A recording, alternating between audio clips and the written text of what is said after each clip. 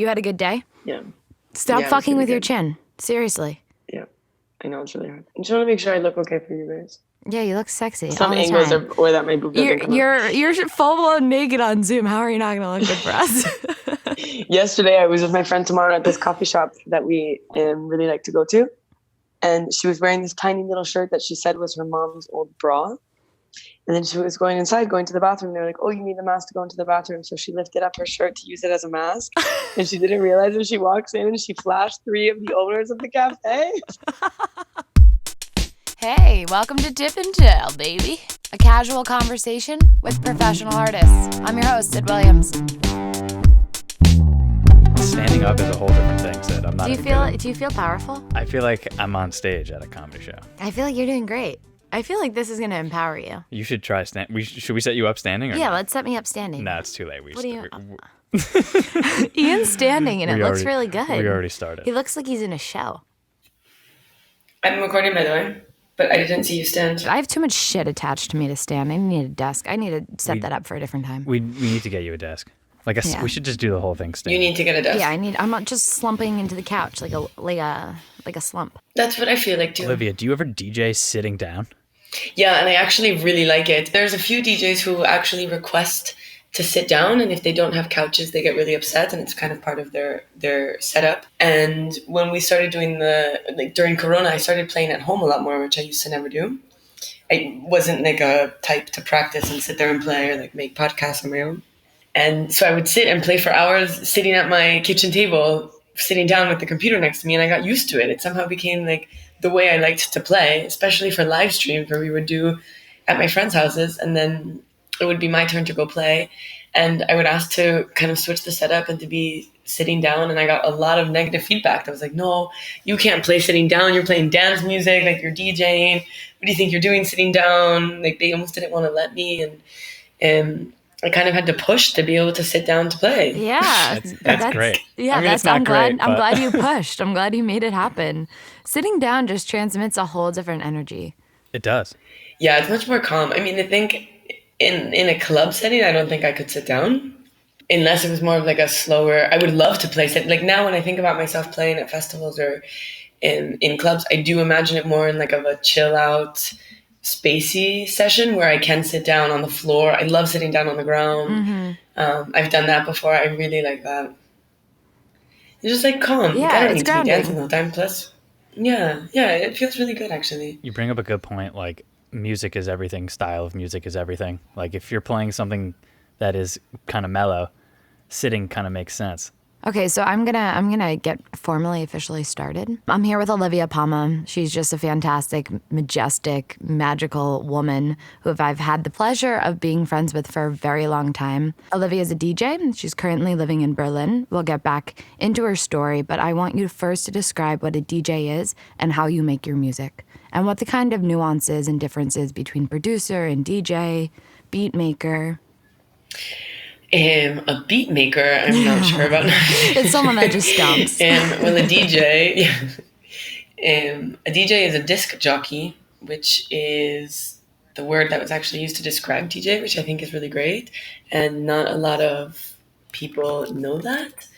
And a DJ, for me, I think it's gone through a lot of iterations of like, what does a DJ do? Because the DJ plays music.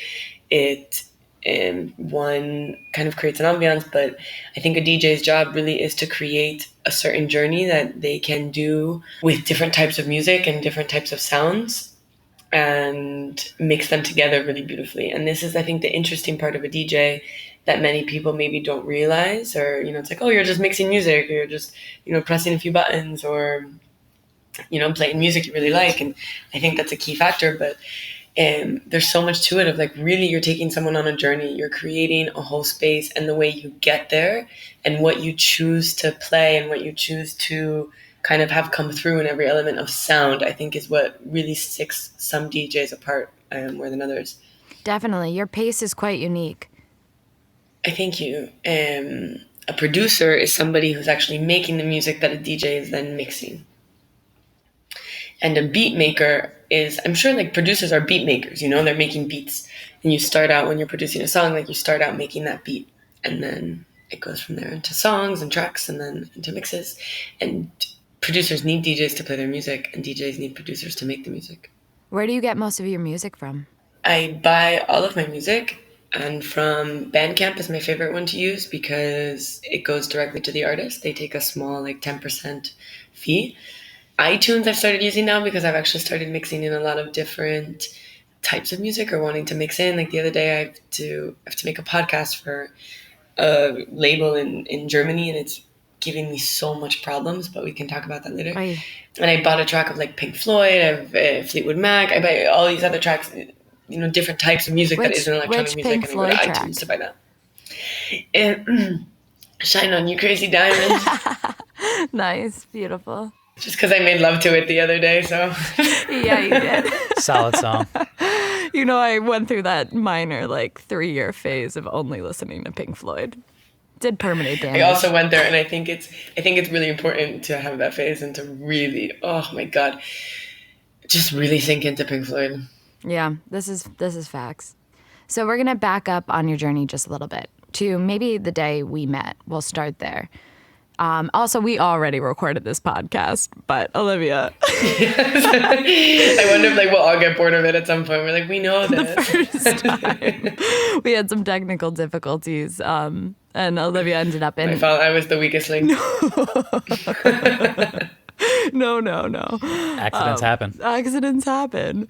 But we ended up in a restaurant, and it ended up being pretty noisy, and the audio was just not up to. Less than Ian's. It was less than. It's funny. Last time you were drinking a beer, and now you're post shower. It's funny. I already drank a beer though. So. Oh, nice. Perfect. So I'm gonna backpedal back to the days when we first met. We met, I don't know, I was 18 maybe, and you were still in college or just graduated college. I just graduated. Yeah. Mm-hmm. And we were online buying kombucha at Wonderlust, Vermont in Stratton many, many years ago, back before Wonderlust got a little commercially. Yeah, it's okay. What's Wonderlust? Wonderlust is a yoga festival. Olivia and I were both in the yoga music worlds at the same time. And we were just like two little orbiting planets that collided in line because she said her zip code while she was buying a kombucha. And I said, oh my God, where are you from? And she was from the town over. And that was that. And we hung out all weekend and kind of had crazy adventures since then and have been circling these crazy wild worlds since. And it's been a real pleasure to watch you grow and become who you are. Oh, and you. It's been so fun. I mean, we always get ourselves into just the perfect amount of shit.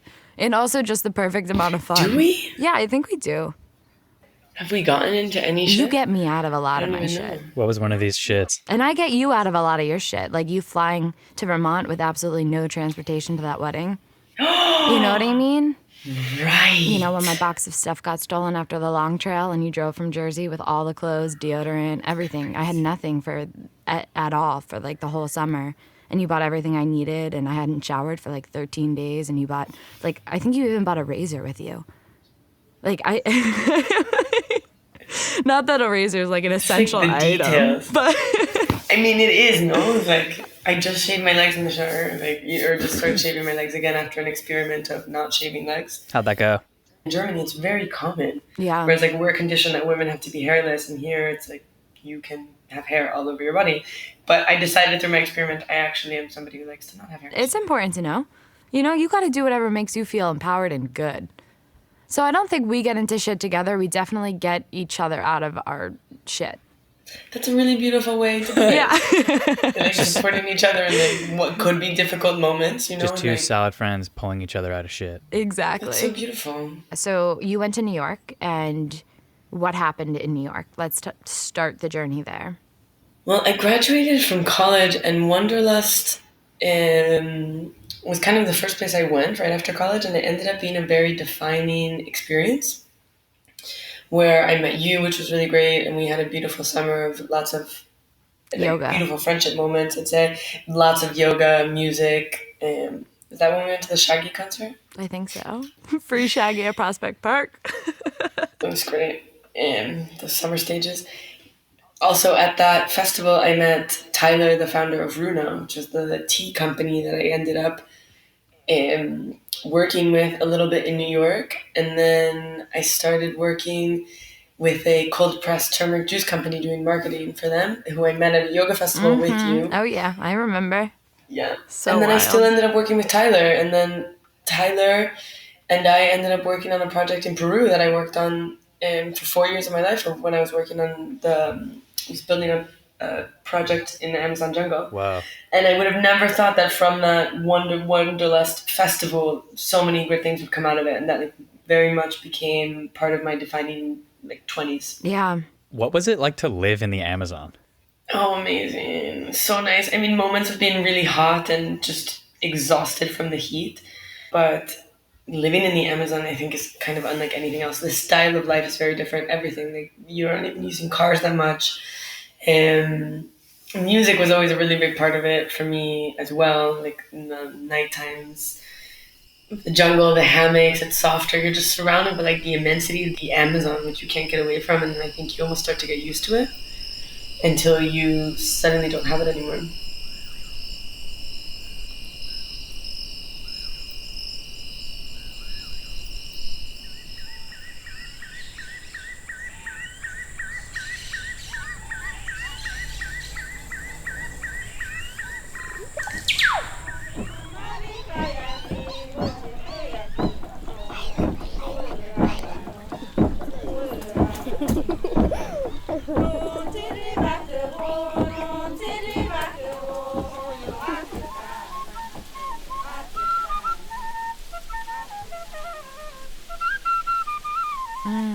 I'm curious if, just being there and listening to the environment around you, did that affect your mix making in any way?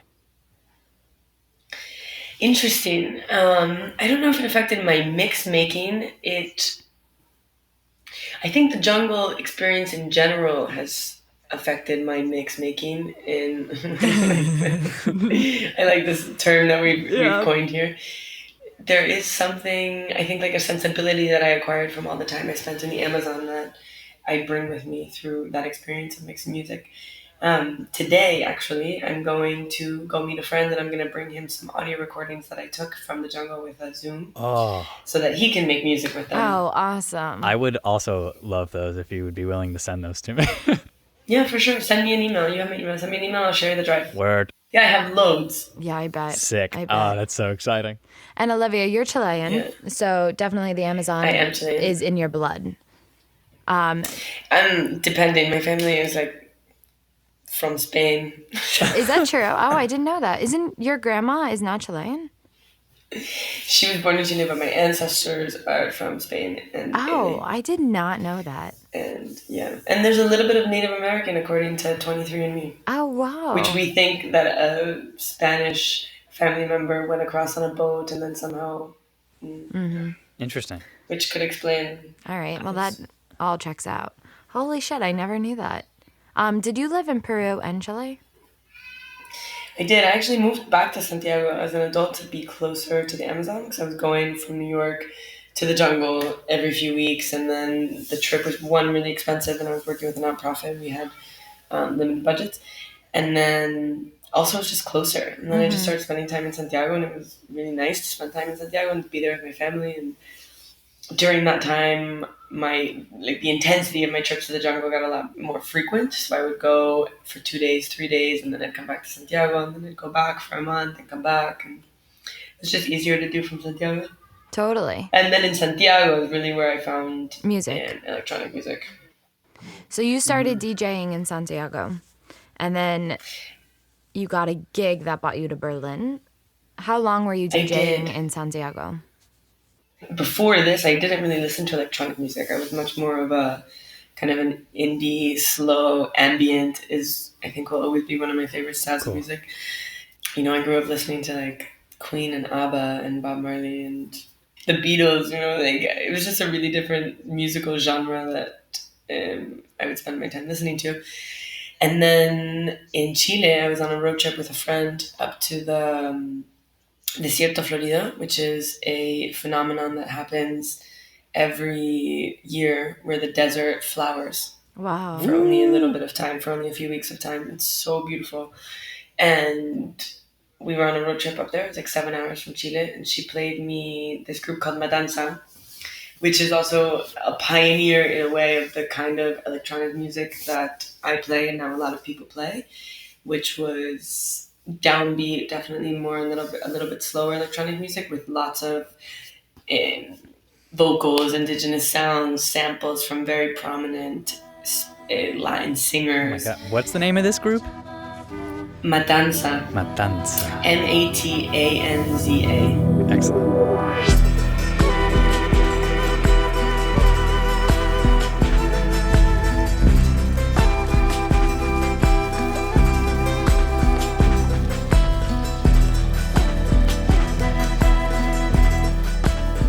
Yeah, they're great. And they're from Santiago. It's a group of 3 guys who originally started the group. And they would do DJ sets, and then they'd also do a live. So there would be somebody singing, playing the flout, like an indigenous flauta. It was such a great experience. And I heard this music, and I never heard anything like it. I was about to leave for the jungle, and I remember saying to a friend, like, wow, I'd love to have a party, and I'd love to have them play. She's like, oh, that's super easy. They're like friends with my friend. Like, okay, give them a Sick. Of course. And of course, yeah. How it all goes. She said they were like a small band from Santiago, I was imagining like a little garage band. And then I messaged the guy, he gets back to me, we end up becoming friends. They were in the middle of making an album, so they never played at the party, but he invited me to go see them play. And then from the first time that I went to go see them play, I made a friend, then I made another friend, then we made more friends, and then it just kind of became this whole group that was always going to see Matanza play in Santiago. And this is the people who one then taught me how to DJ, and I'm not taught, I would say, who first showed me what the machine was, because it wasn't until the next year that I think I actually learned how to DJ. Mm-hmm. And I don't think I've still really learned, honestly. I understand more things, but especially even when it came to Berlin, I did not know basic things. I was a year later, I went back to Santiago, and my collective was doing a party in the south of Chile, in the forest, 10 minutes away from the ocean, really beautiful. And in this whole pursuit of wanting, to learn how to DJ, I bought DJ equipment, which was very dumb because it was very expensive and I never used it. And what did you buy and how much was it?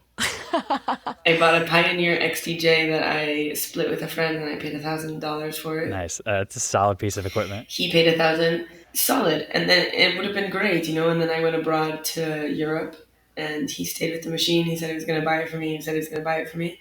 And then he actually broke the machine. Oh, shit. Oh. Yeah. I'm sorry. Yeah. And then no, it's fine. It was a huge lesson learned, on lots of things. But yeah, I still have a hard time with it because he doesn't seem to take any responsibility. Mm-hmm. And I think that's an important thing, that people in general just need to take responsibility for their actions. For sure. If I broke someone's gear, I'd be like, yo, my bad. And then cash money. Yeah. And then where would the follow-up action be? Cash money, Ian. Cash money. All right, so I forgot. So you went abroad from So there was a Berlin gig that brought you to Germany. Well, before that, I'd actually, when I first started dabbling with the CDJs, after that, I went abroad to Ibiza, and it was kind of after 4 years of working in the jungle and spending a lot of time there. That was a really beautiful experience, live on an organic farm, and my God, the beaches. Ibiza, I think, is one of the most beautiful places in the world, and my heart really longs to go back. But there I wasn't DJing music, but I ended up doing the musical curation for an Osho retreat, an Osho art therapy retreat. So I was still in music in a different way, and I think this is what got me kind of understanding how important music is to creating mood, and then how much control you have over that depending on what you choose to play, and how you can facilitate emotional experiences. And something I like to say now is that I really enjoy playing, or I strive to play, emotionally provocative soundscapes.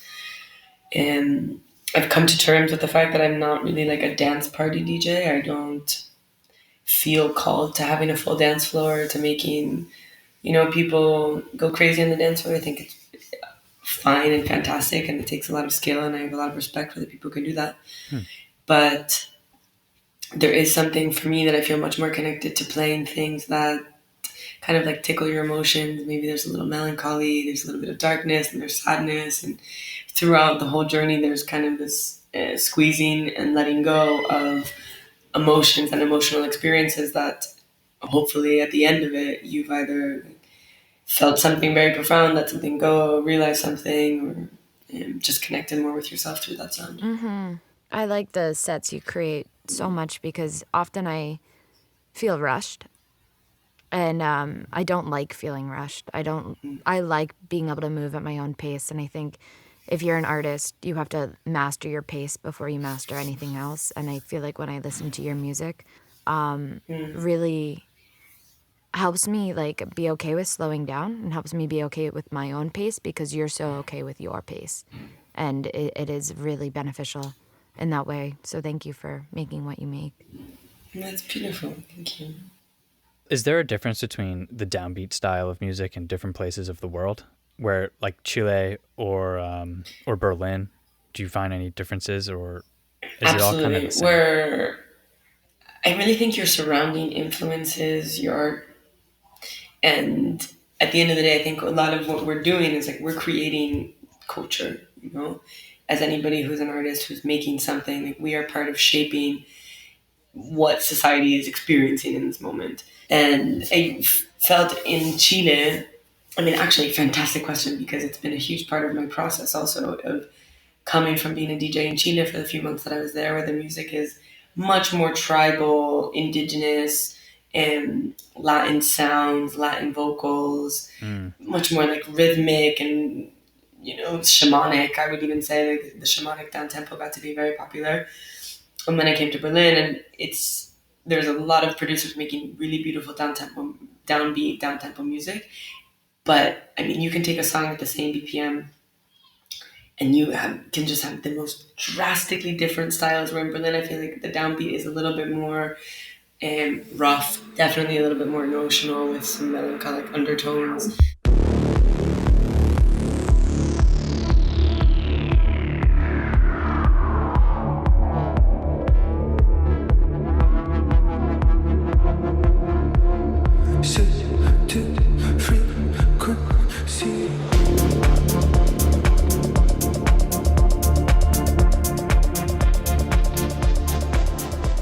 What is a shamanic sound? You know. Well, I say shamanic downbeat kind of as a style that, like a subgenre that evolved in downtempo like in the last few years, where people have started making a lot of music with shamanic chants. Okay. You know, like even some of my shaman's chants I've heard in a club. One time I was in Ibiza, Wumoon and Loom was playing, and all of a sudden I heard my shaman's voice. Wow. I was like, what? And I was like, what is happening? And then I asked Loom, who was playing after, I was like, was that Guillermo Arevalo? And he was like, yeah. Did he take a recording of yours, or did he find like a recording somewhere else? I'm not sure how he got that one. And I do have a lot of recordings of Guillermo, and some friends have made music with it that's in the world that I can share you, or we can link in the show notes. So he's just like a very recorded person. Yeah, I mean, yes, he has. You'll see when you hear his voice, it's defining. I mean, even during a ceremony when he starts to sing, like, you know, Guillermo started to sing, and it almost kind of demands silence. Yeah, and then in Berlin, the sound is really different. And when I came, well, I think also music, like anything, and something that I'm struggling with right now is like your tastes evolve, you know, and like what you're feeling evolves, and the atmosphere of living in Berlin, like the city itself, was also making me change what I was playing and what I was listening. And I came from, you know, I even now look at my computer and all the music I had from when I was DJing in Berlin, and there's probably no way that I would play most of that music at this point in my mixes or on sets. I just don't feel connected to it right now. And in the first few months that I came to Berlin, I started playing really rough. Mm-hmm. For me, also, it's just a new musical input. Like, I hadn't heard it. I hadn't heard DJ sets like this. I hadn't heard live sets that were, you know, this sound. I came from listening to like what everyone was playing in Chile, which is really similar, like Matanza, that's this, you know, very unique sound. And then the lifestyle, the clubs, the dancing, the hours that you are awake, how much push you need, let's say, from music. Like, you understand why people are making the music they're making in Berlin.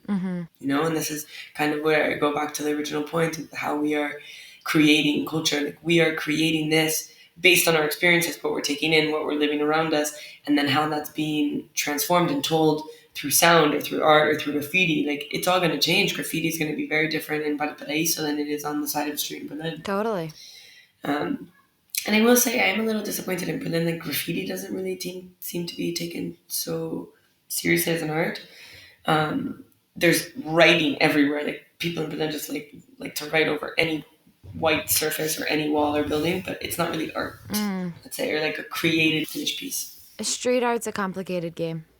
That's a whole conversation for another time. But I have a question. Can you give us a little bit of like an insight of what the Berlin music scene looks like right now, pre-COVID, and then kind of during COVID, and now that COVID's reopened, or reopening of COVID times, the new normal, whatever it is now? I mean, I will also say that in Berlin, we're very lucky to probably be living a very different experience than most of the people around the world at the moment. We're very open.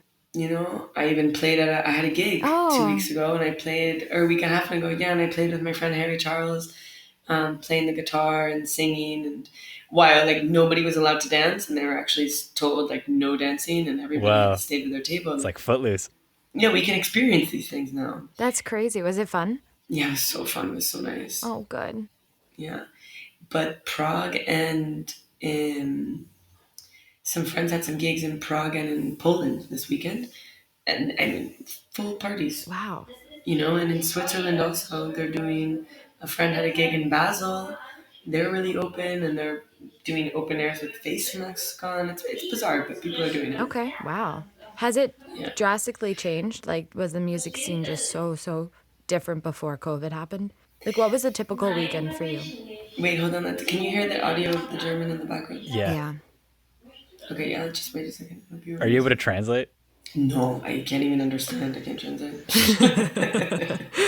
I kind of have an off-topic question.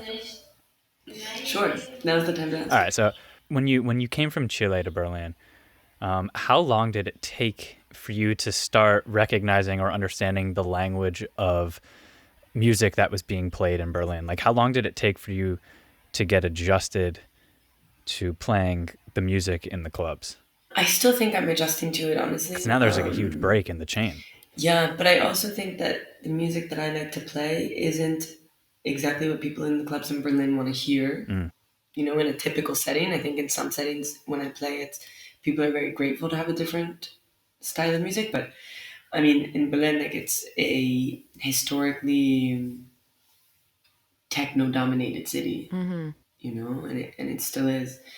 And now there's a lot of downbeat for sure. And I think Berlin's also becoming kind of a mecca for downbeat, and the producers that live here are unbelievable. Like, it just attracts really good quality electronic music producers. But in Berlin, you have the different worlds, where you have the techno world that I for sure don't know and I can't speak to. You know, the Berghains and the Watergates and the big techno DJs that, I mean, those are the only ones I really like. That have vastly different clubbing experiences as well, or that I can't talk to because I haven't been to, but I've heard, and I'm sure you've heard also about like what Berghain's like, and these types of different things. But in general, I would say that the clubbing experience that I get to experience in Berlin is unlike anything else in terms of freedom and kind of the offering. In any weekend you can have at one party 3 different floors, and Wow. 18 different DJs, because you have 3 days of music nonstop. What are some of the differences, I guess, between club scene in America versus Berlin? Even when I lived in New York, I only went to one club. Okay.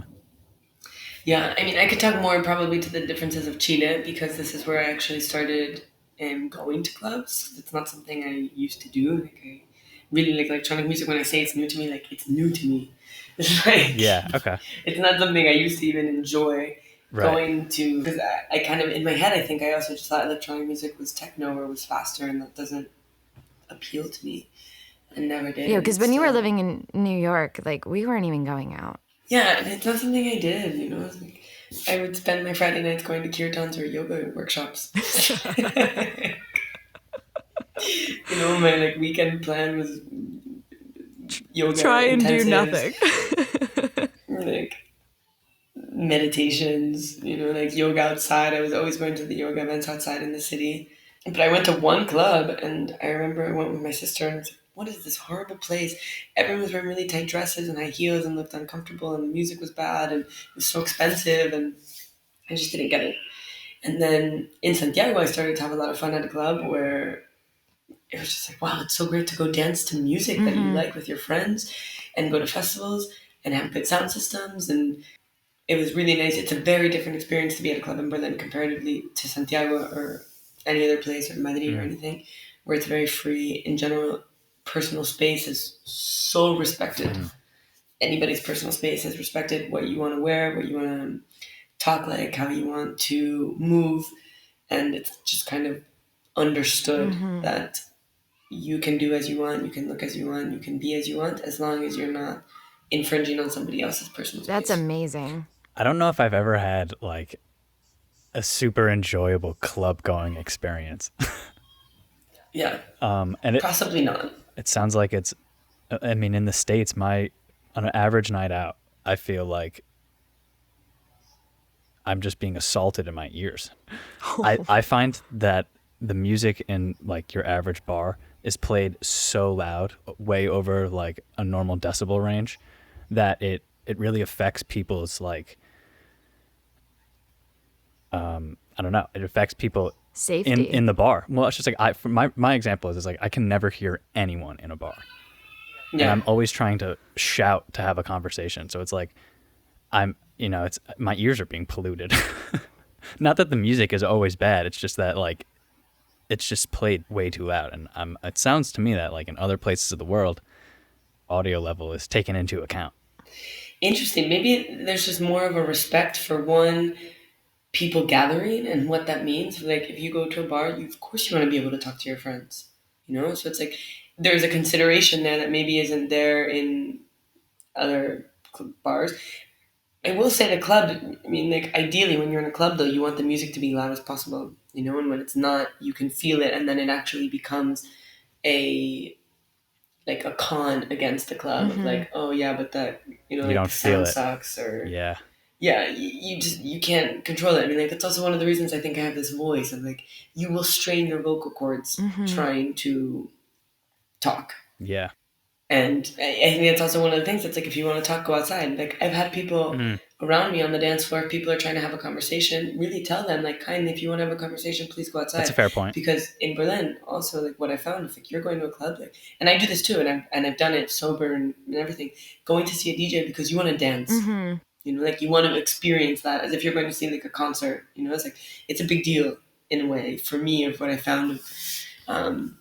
You know, like you get really excited that this producer's going to do a live and that this DJ is going to go and you're going to grab your friends and you're going to go and you want to be experiencing it. And if somebody is interrupting that space, it's a no-go. Out. Yeah. Like you're here to dance for you, have fun with your friends, but respect everybody else's willingness to do it. I go to hundreds of thousands of shows and my eyes are shut.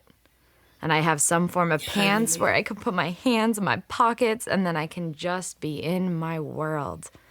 So, well, it sounds so nice. I want to do that. I want to listen to live music. I know, me too. Olivia, it's getting to be painful to describe the freedom that live music offers. Oh, it's fine. Moving on. We'll push forward. Whew. Ian just goes to me, oh. Well, you don't miss live music? I mean, live music, I've never really thought about my relationship with it. Like, I think live music got me in, like, I was addicted to the first concert I went to. I was like, that was the most incredible thing I've ever seen. It was Weezer and Foo Fighters in like 2005.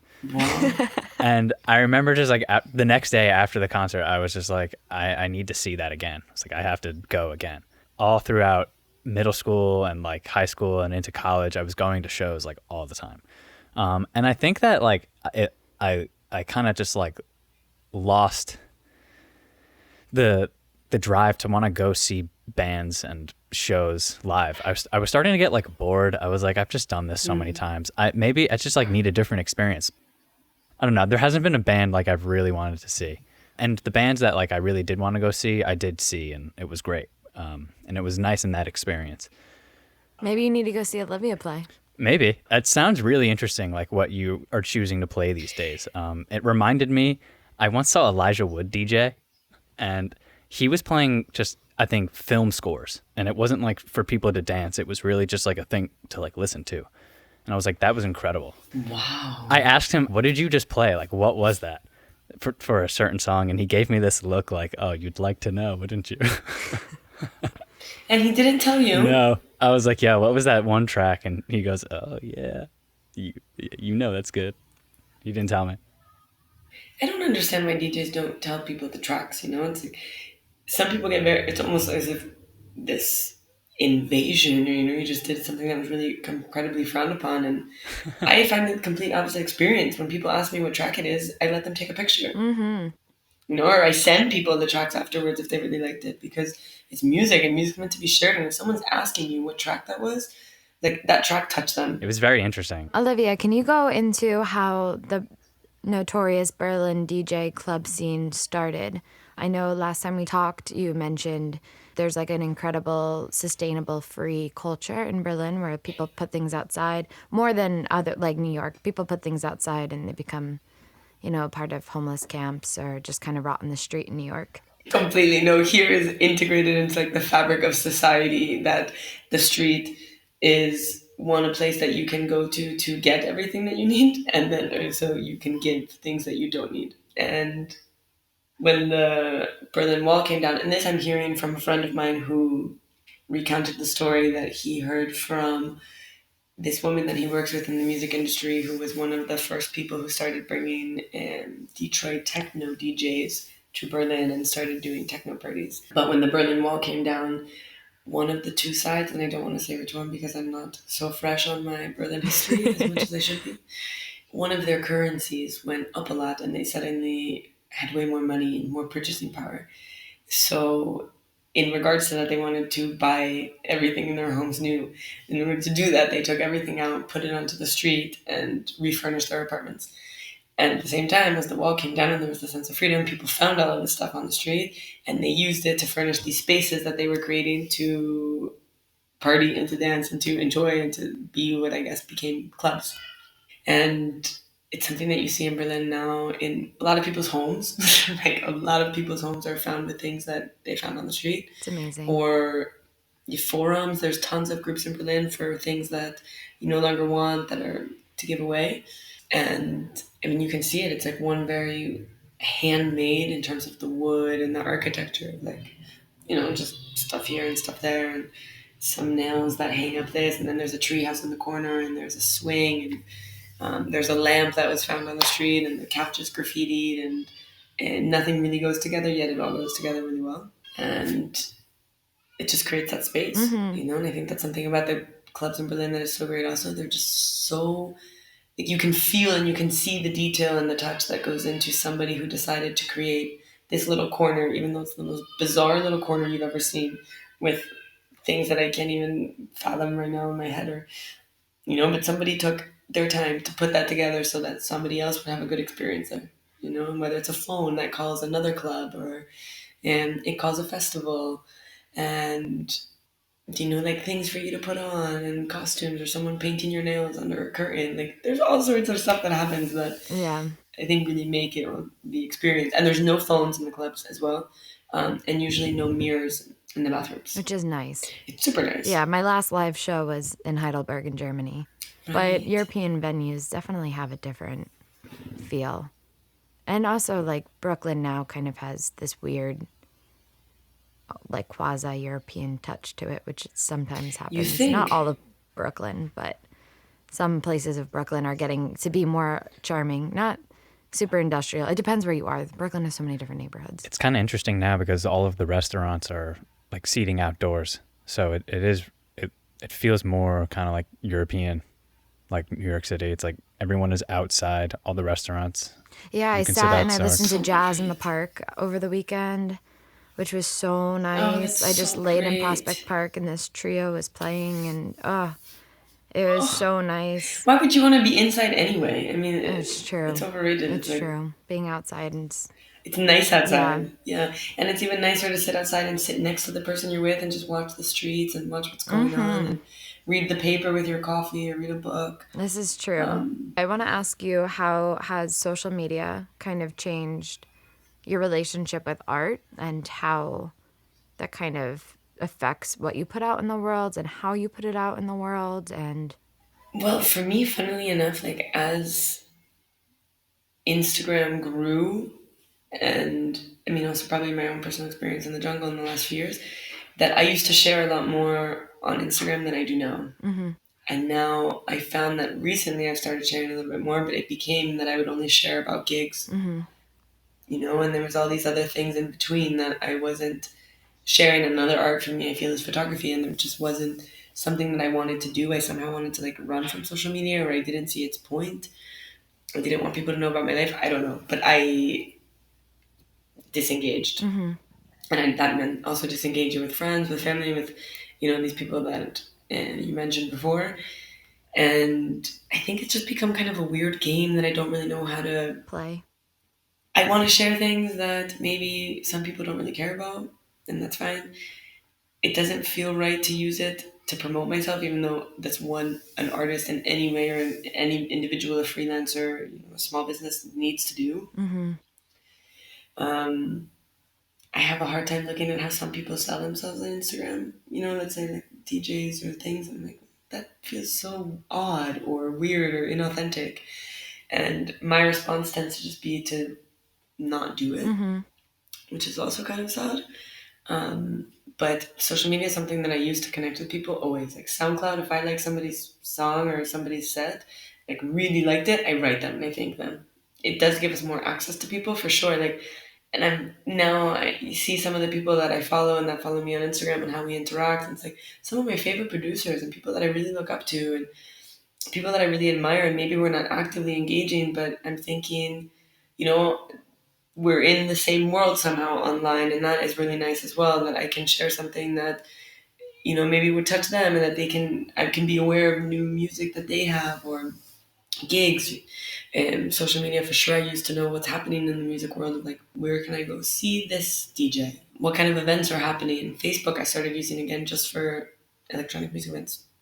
No, who was playing where. Yeah, it's a very tangible tool. Especially even when you're like trying to find almost a ticket into places. Like it can be quite useful to like DM a band member, or, you know, if a show's sold out, or just like to get your, like, I think social media is the first kind of layer of things, and it can be like the first point of access. Have you successfully gotten tickets to a sold out show by direct messaging a band member? I have not. Glenn has. I just don't really do. Tag along is the plus one. I've gotten put on guest lists, actually. Oh, I've been put on guest lists because of relationships. Just I've met. a direct message, yeah. But just be like, hey, you're playing tonight. What time are you playing? And they're like, oh, I'll put you on the list. I'm like, okay, great. Yeah. I wasn't even asking. I just genuinely wanted to know what time you were playing so I could be there. That's amazing. I used to be on Nectar's street team list, and then I knew a photographer that photographed everyone there, and I was constantly on their list. And when I lived in Burlington, I went into every show for free, and that was that's great. It was like the best thing ever. I mean, probably not for the venue or the artists who depend on that money, but for you guys. Yeah, for me, fuck you, Olivia. You start to see about, you know, like, no, it's like, I used to think the same thing, and now it's, you know, when you're dependent on people who pay at the door, you see, and you're like, oh, shit. True. All of this really, you know, it's important to support artists directly and venues. And definitely. I Venmo'd the person I listened to jazz in Prospect Park. Oh, that's really sweet. Yeah, so I'm not a total asshole for all the listeners out there. I mean, I'm not going to say I'll turn down a guest list, I'll be honest. When you put me on a guest list, I'll still go. Yeah. Do you consider yourself an artist? No, I have a really hard time with that one. Why? Because I still, I guess, for me, it really comes down to still not feeling kind of like enough or worthy or at a certain point in how I play music and what kind of music I play to call myself that. It's been a really hard journey for me to just even say that I'm a DJ. I don't really consider myself that yet. There's such good DJs. Even though like you've been doing this for years and you dedicate your time and your commitment to building a craft and also to living your life at your committed pace with your priorities, and you commit over and over and over again to what you value, you still don't consider yourself an artist. This is not a judgmental statement in any way. I haven't known you for years. No, I mean, no, I am directly. I've only been DJing for a year and a half, I will say. No, but that's a really good way to put it. That I don't know. I guess also just the term artist I have associated to something and to somebody different in just my own conditioning that I would have to reframe and restructure and see where I fit into kind of the definition of what you just said. You know, it's like, is this an artist? Somebody who is committed to a craft and to bettering a craft and sharing that craft with other people. And then if so, yes.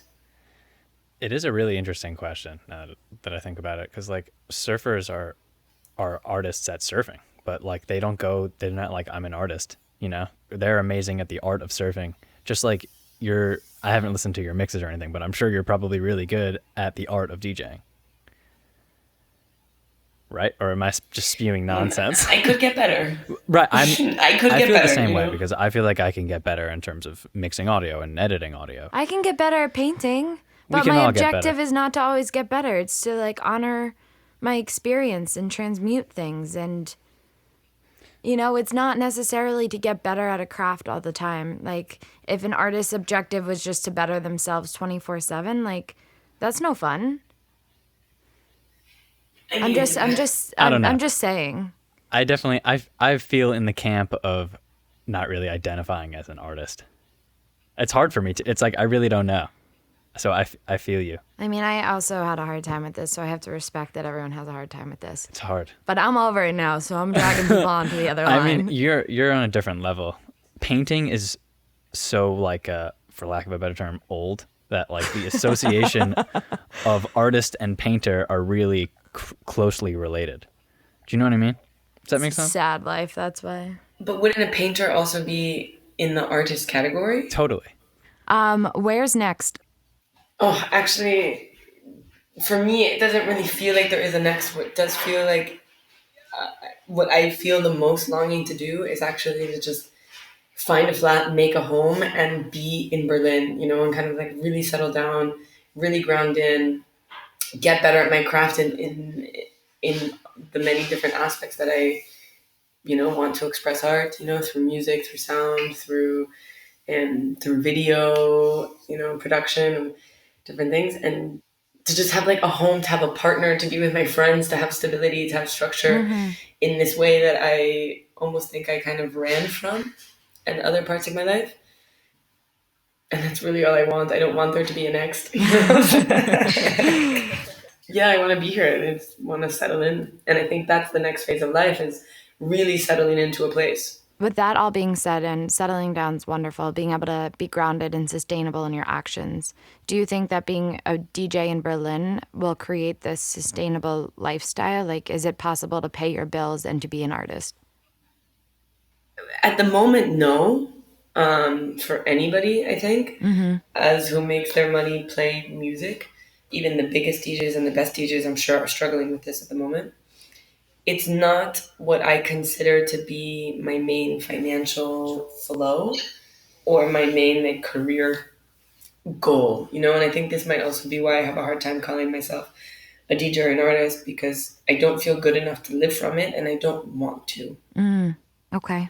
And I don't know which one comes first, of like not wanting to live from it, so that I don't, you know, that I'm not as good as I could be if I was like, this is what I'm going to do for my life. This is what I'm meant to be doing, and I'm going to be the best that I can be at it.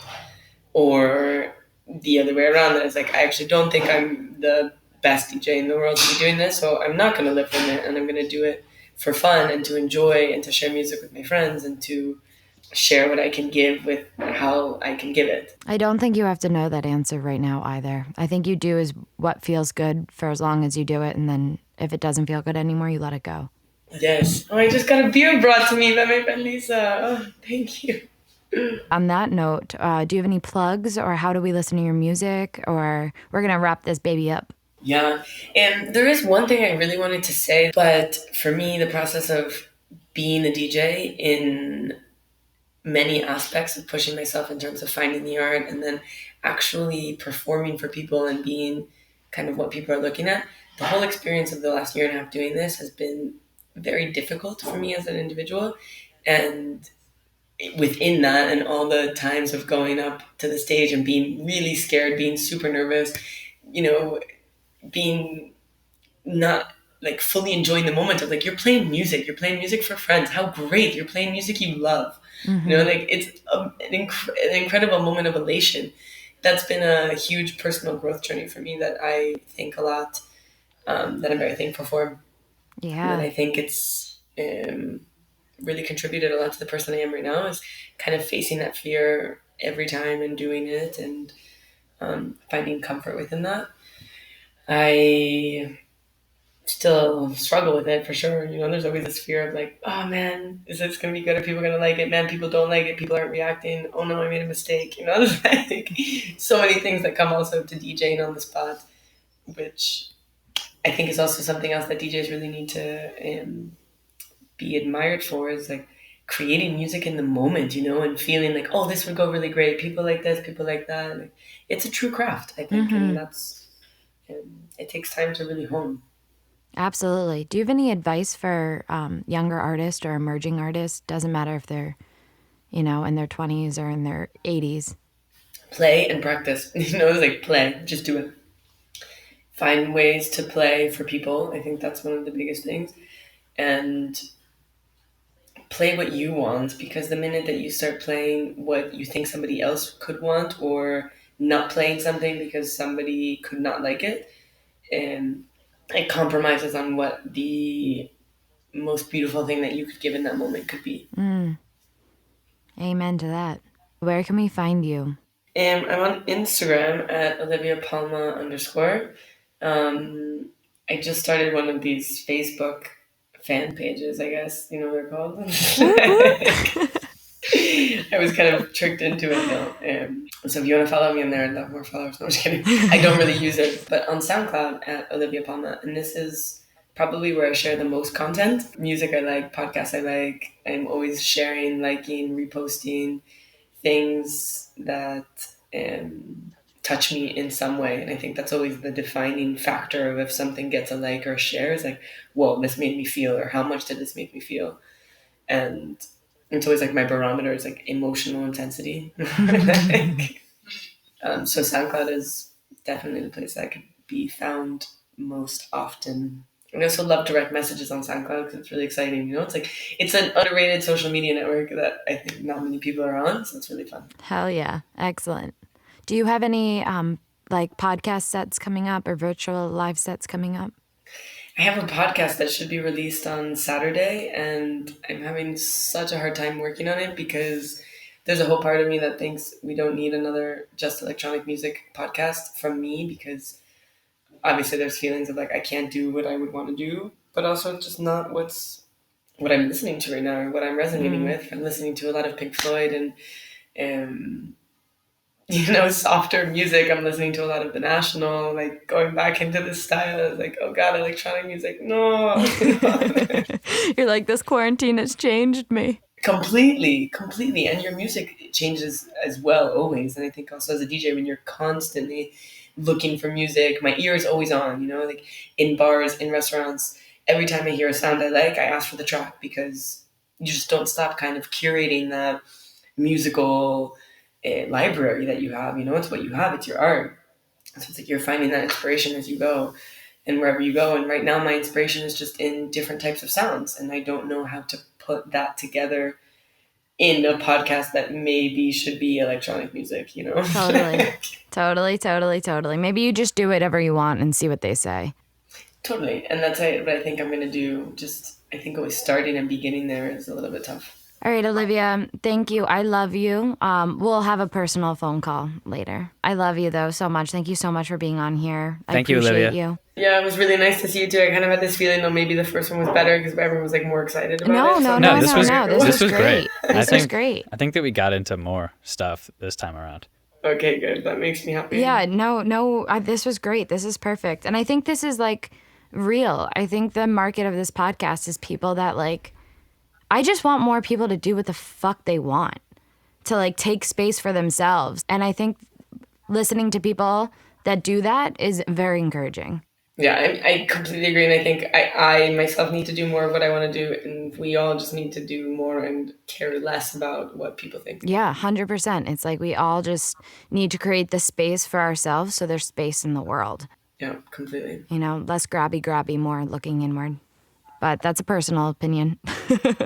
Less grabby. Great. No, I love it.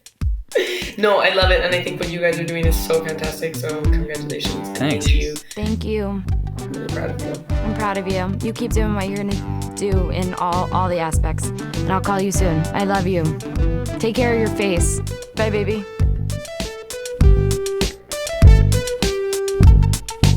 Bye.